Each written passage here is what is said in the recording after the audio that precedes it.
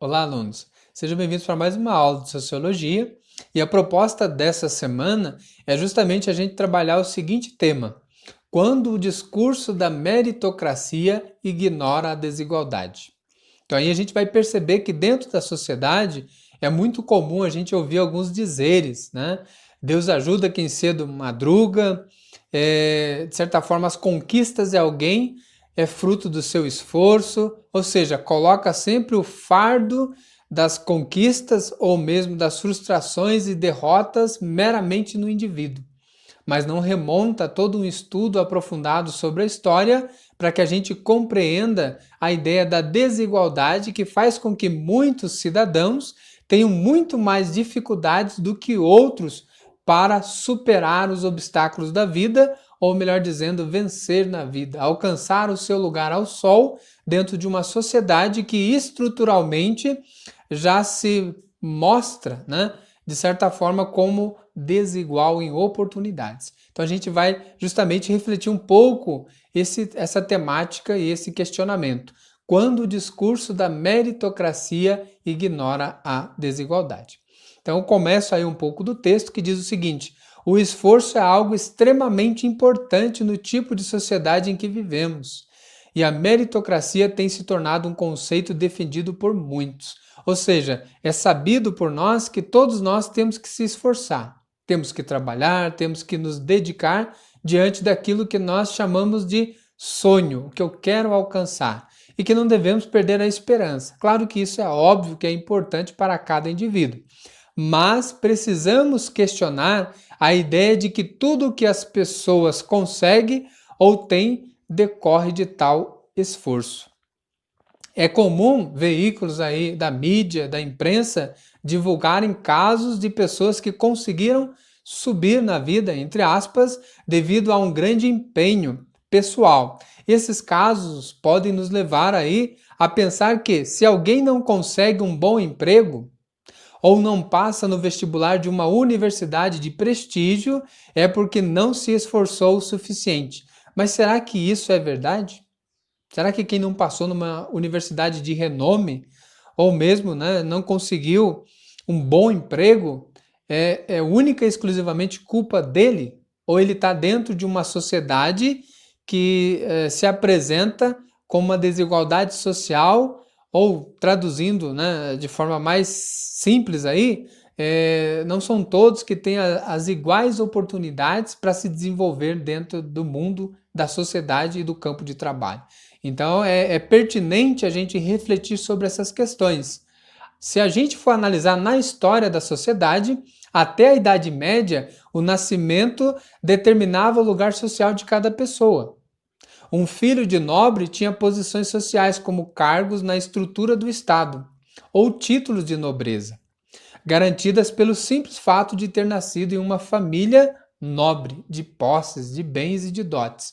O filho de um trabalhador do campo jamais conseguiria tais títulos ou cargos. A ascensão social era algo que nem estava no imaginário das pessoas. Então aí a gente vê que era muito bem desigual e que algumas pessoas já nasciam determinadas por sua natureza de linhagem. Se era nobre, né? Ele já nascia num contexto muito favorável para o desenvolvimento dele nas várias dimensões de sua vida. Outros não. Então, com o fim desse sistema social, a ascensão da burguesia e o surgimento da democracia moderna, garantiu-se legalmente o direito de qualquer um, independentemente da posição social de seus familiares, poder obter um status elevado. Um exemplo, uma filha de um trabalhador rural pode, por direito, chegar a ser presidente da República, juíza ou professora universitária.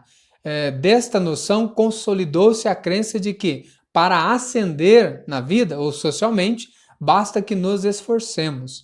Mas aí, muitas das vezes, se cria um mito, que é apenas o esforço da pessoa ou não. E, na verdade, a gente vai ver que é com muitas lutas dentro da história da sociedade que conseguimos romper algumas barreiras desta grande desigualdade estrutural da própria sociedade. Então não é meramente o esforço do indivíduo, são lutas, né? São visões de mundo e mentalidades que vão sendo superadas para que traga ao indivíduo uma maior justiça social, equidade e igualdade perante as leis, porque a estrutura social ainda assim, por vezes, demonstra uma grande desigualdade social. Há, porém, fortes evidências científicas detectadas por meio de pesquisas, como a do sociólogo francês Bourdieu, né, que ele diz que permitem-se questionar esse pensamento tão enraizado entre nós no tipo de sociedade em que vivemos, né? Qualquer pessoa pode, teoricamente, alcançar qualquer posição social, mas, na prática, o peso da origem social ainda é muito mais determinante do que gostaríamos de acreditar. Para começar, nas sociedades democráticas não há posições vantajosas nem número suficiente para todos. Se a totalidade dos indivíduos, né, que recorressem à mesma quantidade de esforços ou de esforço pessoal, não haveria como cumprir a máxima do, entre aspas, se esforce e então conseguirá o que deseja, fecha aspas. Portanto, esse pensamento expressa uma profecia que jamais poderia ser cumprida. Aí então a gente volta ao tema, né, que diz o seguinte: quando o discurso da meritocracia ignora a desigualdade. É justamente esses tipos de argumentos que é reforçado pela mídia, que diz que quando o indivíduo não alcança o sonho que ele almejava por meio de trabalho e estudo, joga a culpa toda nele, que justamente não conseguiu porque os seus esforços não foram os ideais. Mas, na verdade, ele está não só lutando com os seus limites pessoais, mas também com os limites de uma sociedade que, por si só, não estabelece parâmetros e oportunidades iguais a todos. A gente sabe que a desigualdade, ela freia a possibilidade de muitos de se desenvolver dentro da sociedade. Então, alunos, é um pouco isso que a gente vai tentar desconstruir, esse discurso de meritocracia que muitas das vezes não quer realmente apontar para a ideia da desigualdade, que é o que dificulta o processo de que todos os cidadãos possam se desenvolver de forma igual, né? E é um pouco disso que a gente vai refletir nessa aula. Desde já agradeço a atenção de vocês e até a próxima aula.